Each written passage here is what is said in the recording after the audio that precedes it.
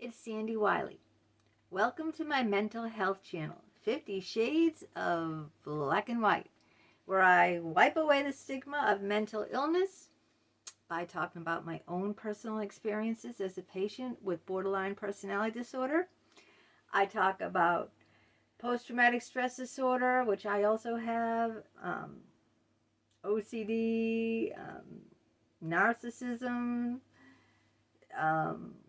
bipolar, schizophrenia, and a plethora of other topics about mental illness.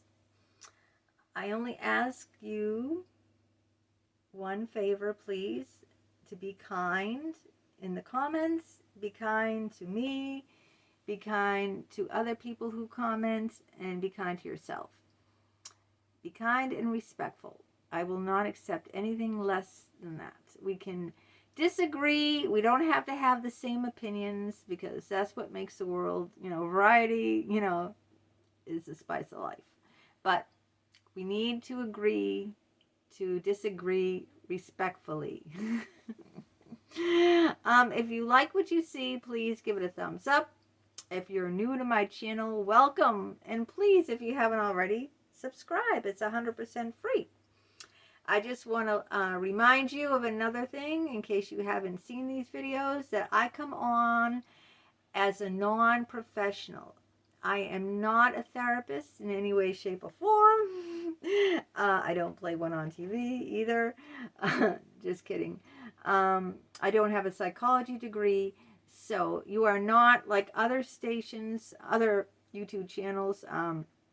There's a lot of YouTube channels with psychologists and psychiatrists, doctors, doctor this and doctor that, who talk about the same topics that I talk about. And their opinion, those are professionals. They're licensed psychologists or licensed psychiatrists. I subscribe to some of those too. And but they can give you their professional opinion, where I cannot give you my professional opinion. The only thing that sets me a little bit apart from them is I will give you my own personal experiences. I'm very, very open about my past abuse. I'm very transparent and honest about it. So you will get that from me. You will get that from me, but you will not get that professional, advice, because I don't hold a degree in psychology. Now, here's the million-dollar question of today's video. What is narcissistic scapegoating? Okay, so 1 in 6 people are narcissistic. Narcissistic seems to be the hot topic lately on TikTok. I was just going through some TikToks, and they're all on Facebook, on YouTube, on Instagram. It seems like, it's the buzz, okay? Everybody's talking about narcissism, because I think the reason everyone is talking about it and why it's such a hot topic is because everyone knows at least one person who's narcissistic. Everyone has probably been hurt by at least one person who's narcissistic, okay? I don't think anyone who's lived to a certain age, okay, unless you lived under a rock, hasn't been really, hurt by a narcissist. And so that's a lot of people. So let's get right to the subject of narcissistic scapegoating. What is it? What is scapegoating? It's putting the blame on someone else and taking all the responsibility off of you. And this is something narcissists are noted for. It's always you. You're the one to blame, never them. They're perfect, don't you know? They're flawless, they're infallible. So it's always you. They got to put the blame on someone, Now I'm going to give you a couple of good examples from my own personal life, because I always share my own history with you on this channel. Now, as a child, my mother always threw in my face how I was responsible for making her stay in her marriage. Okay? She always said if she didn't have me, that she could get out of her marriage to my schizophrenic father. Now, my father was a paranoid schizophrenic. He was in and out of mental institutes all my life. He even left after he had a nervous breakdown, and he left my mother for years. He saw me on the weekends, and she had to raise me all alone.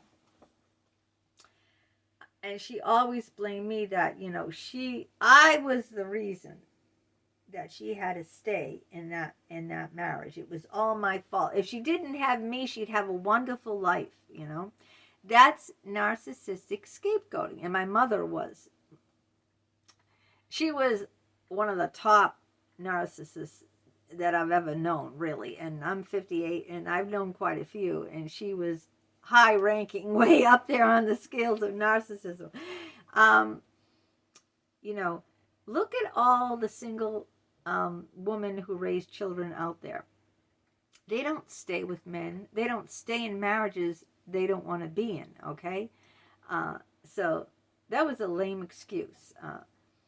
She had family. She had sisters she could have moved in with. In fact, she did move in with her sister Emma when she was dating my father. I think that after her first divorce, first divorce, she moved in with her sister Emma, and they said that she was ruining their marriage. That's what I heard through the grapevine. But anyway, even if you don't have the financial means to leave your boyfriend or your husband, right, you certainly wouldn't throw it in your young child's face. I was a little girl then. Meaning I was probably under 10, I was pretty young. You wouldn't say that to a child, even if you didn't have the financial means and you had to stay in an abusive relationship, you wouldn't put that onus, all that blame on a child and make them feel responsible, for your mother's unhappiness. She said this over and over again to me. In fact, when my father used to get into his delusional tirades and become rageful and psychotic because he was schizophrenic, I would cry because I would be so, scared. Here's my father, raging, screaming, destroying things in the house, like going on a rampage, He was completely psychotic, he was delusional. He heard voices. So when he got this way, I became scared. I was a little girl. I was a young child. I didn't know. No one explained to me what was going on. I didn't know what was going on with my daddy. I was scared. And then, I'd probably say, Mom, what happened? What's wrong with Daddy? And she goes, oh my God, you always make it worse. Why are you crying? Shut up. You always have to make my situation worse. Why do you do this? I was just a scared child. You know what I mean? She's blaming me for making her life worse. Do you see? That's narcissistic scapegoating at its best. They will put all the blame, all the responsibility onto you and make you feel guilty, make you feel responsible, make you feel shamed. I shouldn't be crying, you know what I mean? Ashamed to have normal human feelings of fear when your father is going off, acting psychotic. Is perfectly normal for a young child to be afraid of that, right? Why wouldn't they be? But I felt guilty and I felt ashamed to feel those normal feelings of fear because my mother would blame me. Another example later on in my adult life was with my psychologist that I had a 2-year affair with. Now, I talked endlessly about this, and you can watch my other videos about it. So I don't want to go into depth about how that psychologist abused me. But how he emotionally abused me was to put the blame, scapegoating me, saying, if you go to the licensing board and report me, you're responsible for all of my patients. And I felt guilty, and then my other psychologist, Dr. Richard Geis, which you heard these names over and over and over, he said the same thing. He told me, you can never go to the licensing board, ever. You will destroy his life. So, here I am feeling trapped, feeling guilty, feeling shame, feeling responsible. And it wasn't my responsibility at all. This was an adult man who took an oath, do no harm. It was his responsibility that he unzipped his pants. I didn't hold a gun to his head and make him do that. It was his responsibility that he unzipped his pants. Okay? And if he lost his license as a result, because he took a Hippocratic oath, do no harm, you shall never have sex with the patient, because it's a power imbalance, and I talked about this, and I'm not going to go into the in-depth reason why, in half the states you can go to jail. It's a felony. It's called statutory rape. It's equal to incest because of the power imbalance. He took that oath. He knew. He was trained. He had a doctorate degree. Dr. James Barbaria, Dr. Richard Geist. They knew. They had the schooling. They had the training. They had the doctorate degree. They weren't off the bus. These men were, 60s and 70s. They were not like right out of school, Okay, they knew. It was their responsibility, but no. They were both narcissistic, and they both scapegoated me, making me, the scapegoat for their actions, that I was the one responsible. I was the one that was going to hurt his patients. I was the one, me, that was going to destroy his life. If, by going to the board and reporting him, I was going to destroy his life. He wasn't responsible for unzipping his pants.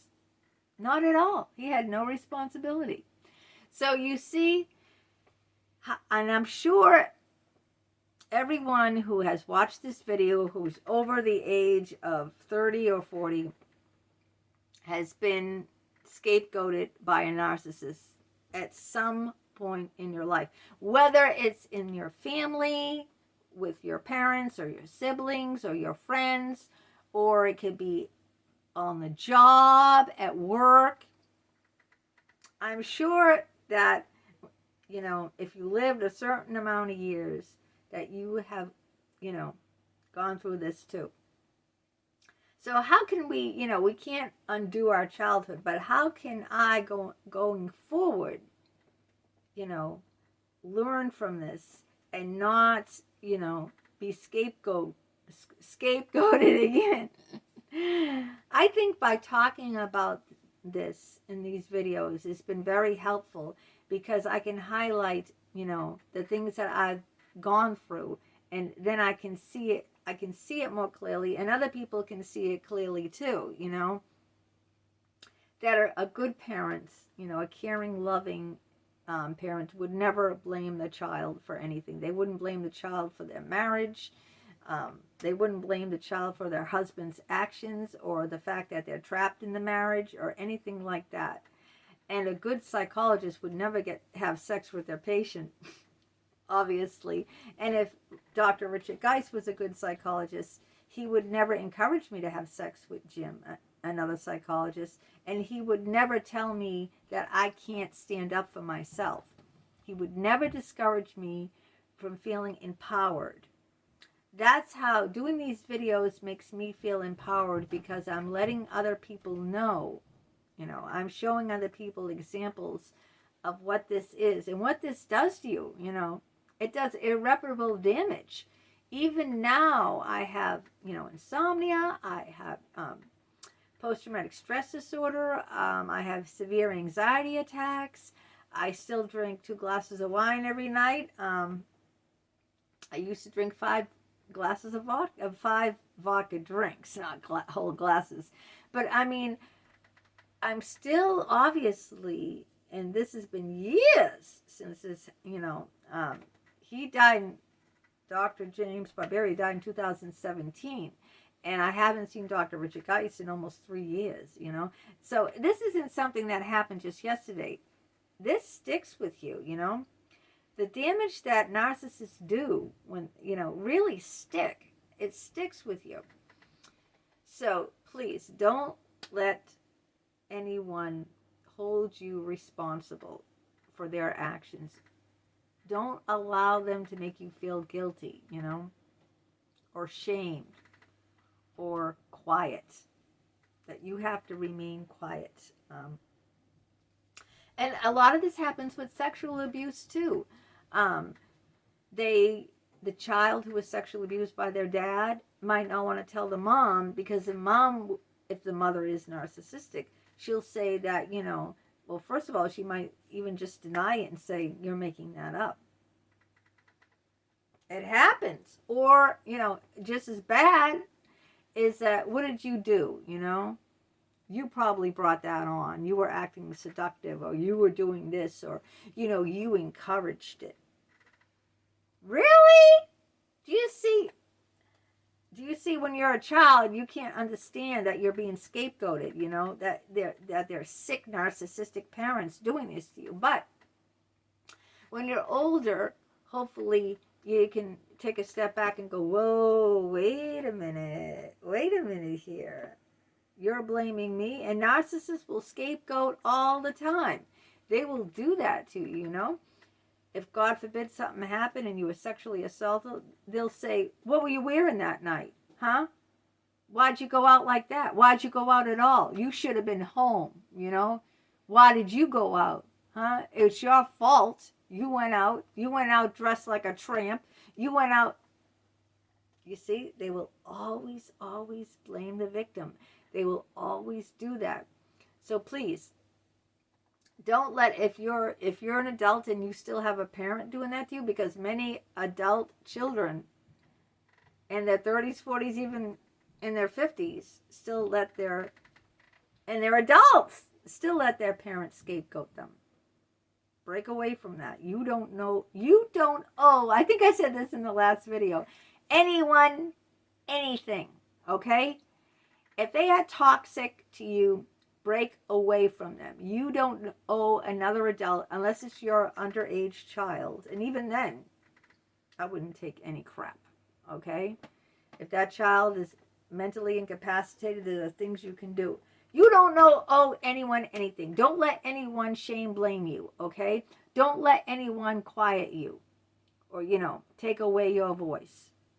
The whole point of my channel is that I'm coming out here and I'm speaking up about these narcissistic people, narcissistic parents, narcissistic therapists, and naming their names, telling you exactly what they did. And I'm no longer going to remain quiet. And I don't want you to either. Okay? All right.